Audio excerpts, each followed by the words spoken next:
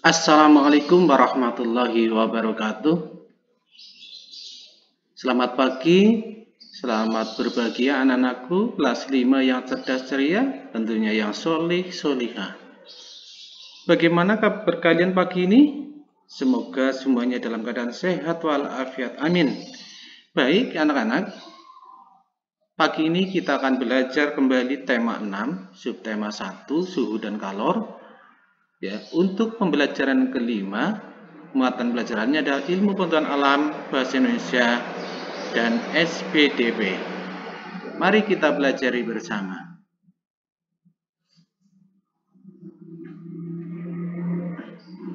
Ayo amati. Setiap pagi sebelum berangkat sekolah, tentu kalian perhatikan ibu sibuk di dapur memasak ya.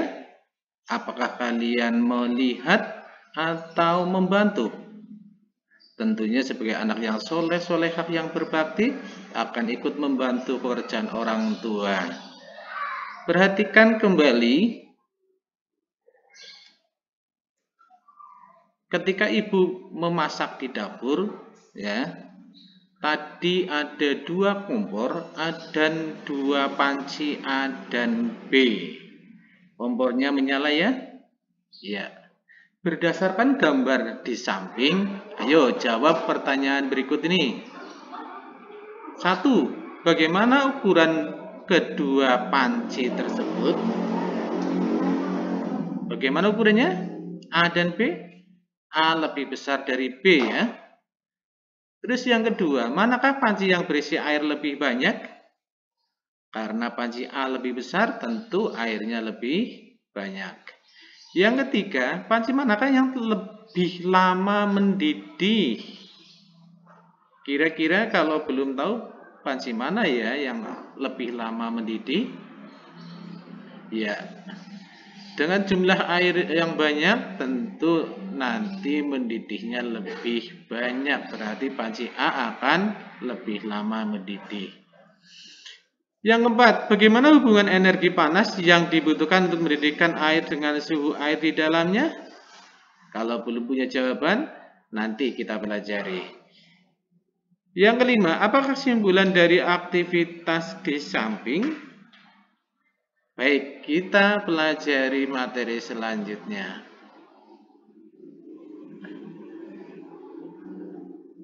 Perhatikan dengan sungguh-sungguh. Gambar apakah ini? Iya. Gambar jemuran dan pakaian yang dijemur ya. Pakaian yang dijemur. Ayo berlatih, kita bandingkan. Mengeringkan pakaian yang basah dibanding dengan mengeringkan pakaian yang setengah basah. Kira-kira lebih cepat kering yang mana ya? Mengeringkan pakaian yang basah, sangat basah dibanding mengeringkan dengan pakaian yang setengah basah.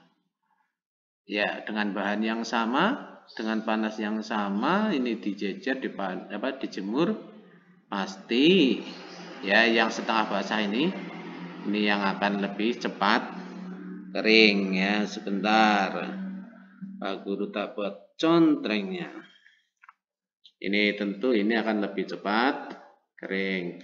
Yang kedua, mengeringkan sapu tangan basah dari kain yang tipis. Sapu tangannya basah tapi kainnya tipis. Terus yang dibandingkan dengan mengeringkan handuk mandi, handuk yang bisa kita gunakan untuk tipe mandi ya, yang basah yang tebal. Kira-kira lebih cepat kering yang mana? Iya betul, tentu lebih cepat kering yang sapu tangan basah kainnya tipis. Ya. Yang terakhir, mengeringkan rambut panjang sehabis keramas ya. Misalnya rambutnya panjang habis keramas, dikeringkan pakai apa ya? Pakai hair dryer ya biasanya ya. Dan mengeringkan rambut pendek yang rambut pendek setelah keramas. Kira-kira lebih cepat mana? Iya betul, tentu lebih cepat yang pendek karena rambutnya sedikit ya. Iya. Baik, kalian sudah berlatih, sudah paham? Ini dari kegiatan ini kesimpulannya apa berarti? Iya. Dari kegiatan 1, 2, dan 3 itu nanti bahan yang lebih tipis itu akan lebih cepat kering dibanding bahan yang tebal, yang banyak, yang sangat basah itu akan lebih lama keringnya. Baik, kita lanjutkan.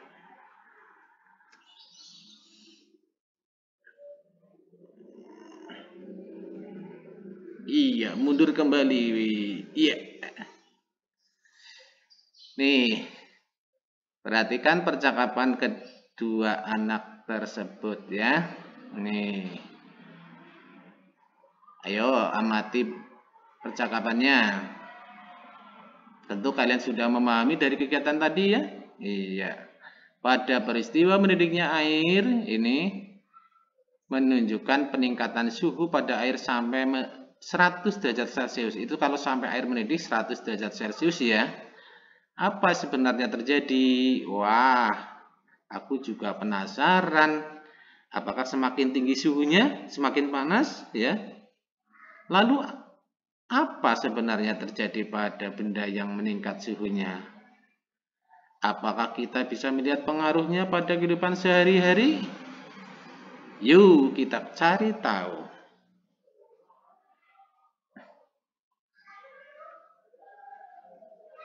Ya, coba bacalah bacaan berikut ini. Perubahan akibat perubahan suhu. Ini judulnya perubahan benda. Misalnya perubahan benda, ya benda apa saja akibat perubahan suhu, mendapatkan suhu yang berubah. Ya dari rendah ke tinggi, ya panas atau dari tinggi ke rendah dingin ya. Suhu menunjukkan derajat panas benda. Suhu adalah derajat panas dinginnya suatu benda. Semakin tinggi suhu suatu benda, maka benda tersebut semakin panas. Suhu menunjukkan energi yang dimiliki suatu benda. Suhu menunjukkan energi yang dimiliki suatu benda. Energi panas dapat mengubah benda. Energi panas dapat mengubah benda. Bendanya tadinya seperti apa akan berubah jadi apa ya. Berapa benda akan mengalami pemuaian? Beberapa benda akan mengalami pemuaian. Nih, benda yang mendapatkan panas bisa mengalami pemuaian. Pemuaian siapa? Pemuaian itu adalah tambah lebar, tambah panjang, tambah tinggi, atau tambah volumenya. Bahasa kita mungkin melar. Ya, benda mendapatkan panas itu akan jadi tambah besar, tambah panjang, tambah volumenya. Pemuaian panas adalah perubahan suatu benda yang dapat menjadi bentuk, bertambah panjang, lebar, luas, atau volumenya. Tetapi sebaliknya, benda yang mendapatkan dingin akan mengalami penyusutan. Benda tadinya panas, kepanasan, terus mendapatkan dingin, akan menyusut, akan mengecil. Ya. Berikut adalah beberapa contoh pemuaian dan penyusutan benda ya karena perubahan suhu dalam kehidupan sehari-hari. Ayo, apa saja contohnya ya? Iya, pertama pemasangan kaca jendela. Kaca jendela yang biasanya dikerjakan oleh tukang, ya. Pernahkah kamu mengamati posisi kaca yang terpasang di jendela? Atau mungkin kamu pernah melihat proses pemasangannya? Para tukang selalu merancang ukuran bingkai jendela yang lebih besar dari ukuran sebenarnya. Mengapa? Hal ini bertujuan untuk memberikan ruang pemuaian bagi kaca saat terkena panas. Jika bingkai jendela tidak diberi ruang pemuaian, maka ketika terkena panas mengakibatkan kaca menjadi retak dan pecah. Selain itu, untuk menghindari keretakan kaca saat ada bunyi yang menggelegar seperti ada petir dan bunyi keras lainnya. Nih, tukang kayu biasanya ini bahasa kita ini kusen ya. Bentar. Iya. Ini kusennya atau bingkainya.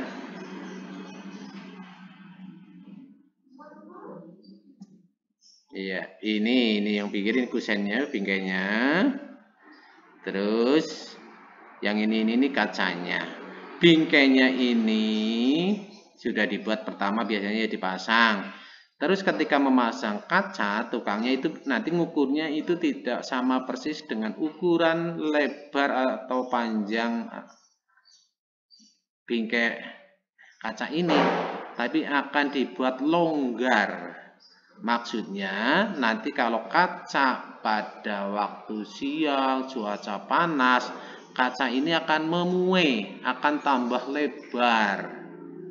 Nah, ketika masang diberi ruang untuk tempat melebarnya kaca, sehingga nanti kalau memuai atau tambah lebar, kaca masih ada ruangannya, sehingga kaca tidak pecah. Tapi kalau tukang masang kacanya ini pengukurnya pas, ya, pada waktu masang pas, lagi cuaca dingin, ya, nanti begitu panas ini mau memuai, mau tambah lebar, tidak ada ruangan lagi, maka kaca akan pecah.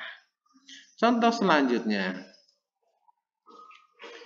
ban sepeda atau sepeda motor atau mobil. Ya, tahukah kamu apa yang terjadi ketika kamu memompa udara terlalu banyak ke dalam ban sepedamu? Apa yang terjadi?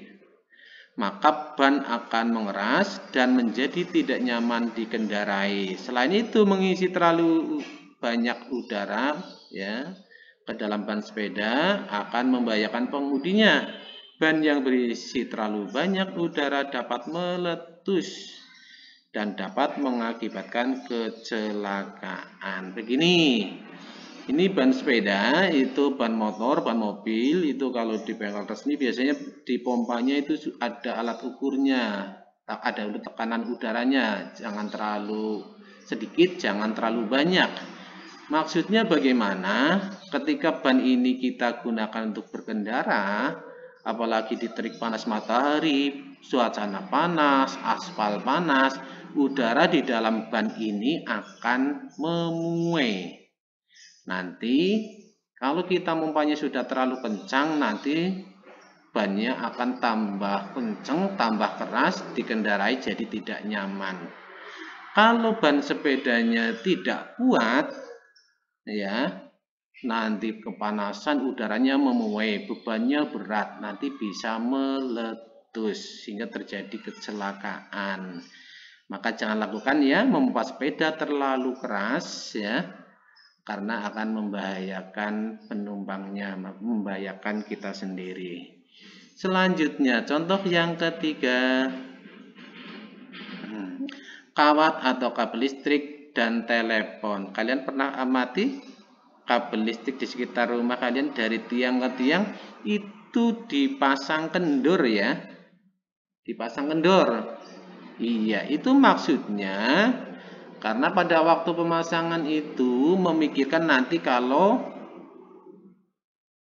pada waktu masang biasanya pada waktu siang, ya, udara panas itu dipasang kendor. Nanti memikirkan pada waktu malam atau cuaca dingin ini kabel listrik akan menyusut. Yang tadinya panjang akan tambah pendek. Kalau pada waktu siang sudah dipasang kencang lurus, nanti pada suatu saat suhu dingin akan menyusut, berarti akan antar tiang tarik-menarik. Itu nanti bisa putus atau bahkan tiangnya roboh. Itu sangat berbahaya, ya. Kita lanjutkan contoh yang keempat. Iya. Pemuaian yang terjadi pada gelas kaca. Pernahkah kamu melihat sebuah gelas kaca yang tiba-tiba pecah? Hal ini terjadi karena adanya pemuaian yang tidak merata pada bagian gelas. Oleh karena itu disarankan agar tidak menuangi gelas basah atau gelas dingin dengan air panas yang baru mendidih. Ya, ini ketika gelasnya baru dicuci masih dingin atau airnya baru mendidih, kita langsung tuang ke kaca. Biasanya nanti pemuaian kaca bagian dalam kan cepat panas, sementara bagian luar masih dingin. Pemuaiannya tidak merata, tidak cepat. sehingga akan menyebabkan gelas tidak siap menerima panas dengan cepat, akhirnya pecah. Atau biasanya kalau kalian tanya ke penjual es teh, penjual teh manis hangat panas, itu nanti gelasnya akan dibedakan. Ini biasa gelas untuk membuat minuman dingin, itu dibedakan dengan gelas yang biasa digunakan untuk membuat minuman hangat atau panas. Karena nanti ya, gelas yang biasa digunakan untuk membuat dingin, kalau untuk membuat minuman yang panas itu akan mudah pecah. Nah, kalau dicampur sering pecah, nantinya penjual akan mengalami kerugian yang banyak. Kita lanjutkan contoh kelima. Iya, pemasangan rel kereta api. Pernahkah kalian berkunjung ke stasiun? Mau bepergian jauh ke rumah nenek, ke rumah saudara naik kereta? Pernah ya? Pernahkah kalian amati rel kereta apinya? Rel kereta api itu dibuat dari baja ya, bukan dari aspal. Iya. Kalau kalian perhatikan itu bajanya kan ada sambungan-sambungannya. Ini perhatikan ini sambungannya. Ini kalau kalian nanti ke stasiun lagi atau ke dekat rel melihat itu sambungannya dipasang itu tidak nempel, tidak rapat. Ini maksudnya juga untuk memberikan ruang pemuaian. Ketika panas, rel kereta api tambah panjang, ya, nanti masih bisa ada ruang. Tapi kalau pada waktu pemasangan sudah nempel, ketika rel kereta api memuai, ini akan tambah panjang, tidak ada tempat, akhirnya relnya bagaimana? Relnya biasanya akan jadi berbelok atau apa ya, pokoknya sudah mepet harus memanjang, akhirnya ya berbelok. Nah, ini ketika kereta api lewat ini sangat berbahaya kalau relnya sampai berbelok tidak lurus, bisa terjadi kecelakaan. Contoh selanjutnya, iya, penggunaan termometer. Pernahkah kalian berobat ke Bu Bidan? Tentu pernah ya. Iya, termometer zaman dulu masih banyak menggunakan air raksa. Kalau sekarang sudah banyak menggunakan digital ya.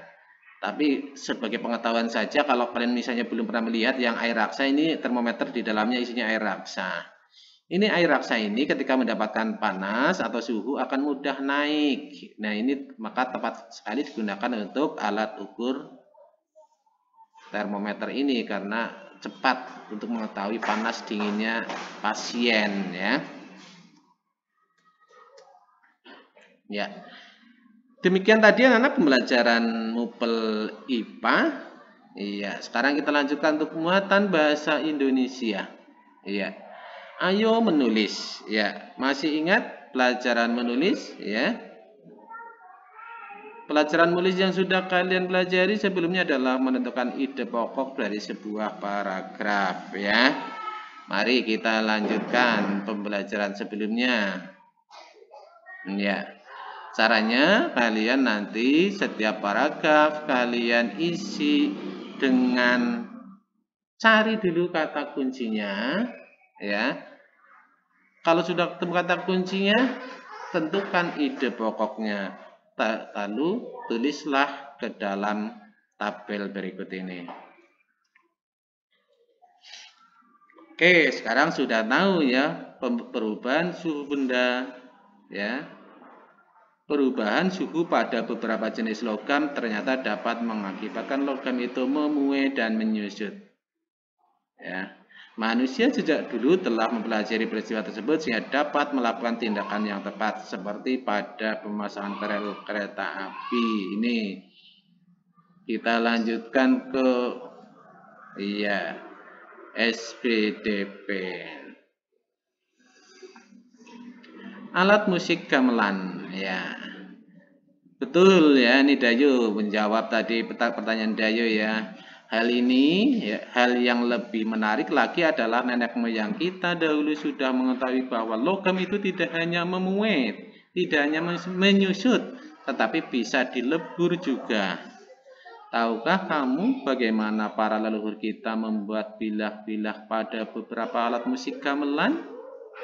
Mereka mencampur biji timah dan tembaga, lalu memanaskannya hingga cair untuk dibentuk. Ya, kalian perlu ketahui, zaman dahulu di saat orang-orang dari Eropa yang sudah dikatakan maju, baru bisa menciptakan alat musik gitar yang terbuat dari kayu, dari senar. Ternyata nenek moyang kita zaman dahulu kala lebih maju, sudah lebih maju karena sudah dapat membuat alat musik dari gamelan yang bahannya dari logam yang harus ditambang dari perut bumi. Itu artinya zaman dahulu nenek moyang kita sebenarnya sudah lebih maju dari negara-negara Eropa. Maka jangan minder ya kita sebagai negara yang dikatakan negara berkembang saat ini, karena memang betul kita dijajah terlalu lama sehingga kemajuan kita terlambat. Maka tugas kalian adalah belajar dengan sungguh-sungguh agar dapat mengejar ketertinggalan dengan negara lain. Iya. Perhatikan ini ada contoh beberapa alat musik gamelan sudah kalian pelajari sebelumnya ya. Lagu-lagu daerah biasanya diiringi dengan alat musik daerah, contohnya gamelan. Itu biasanya tangga nadanya diatonis apa pentatonis? Iya, biasanya adalah pentatonis, yaitu slendro dan pelog ya. Contohnya adalah lagu yang sebentar. Alat musik gamelan dibuat dari campuran tembaga dan timah dengan ukuran tertentu. Ukuran dan perbandingan antara kedua logam tersebut dapat menghasilkan suara yang berbeda. Ya. Campuran logam itu harus dipanaskan dengan suhu tinggi agar mencair dan mudah dibentuk. Proses ini disebut dengan peleburan. Ya. Paduan suara yang dihasilkan oleh alat-alat musik tersebut terdengar harmonis untuk mengiringi lagu-lagu yang dimainkan pada laras slendro atau pelog ya. Iya, kita pelajari lagu Cincang Keling dari daerah Jawa Barat.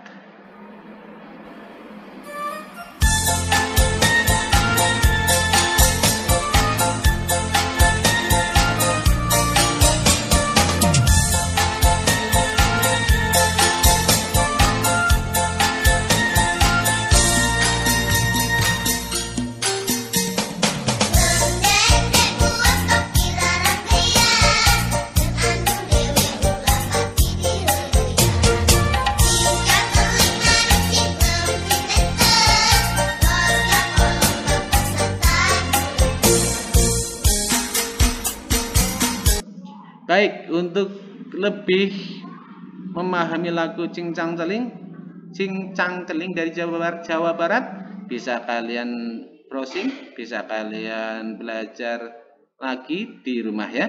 Kita lanjutkan ya. Setelah mempelajari tema pembelajaran ini, ya tentu kalian sudah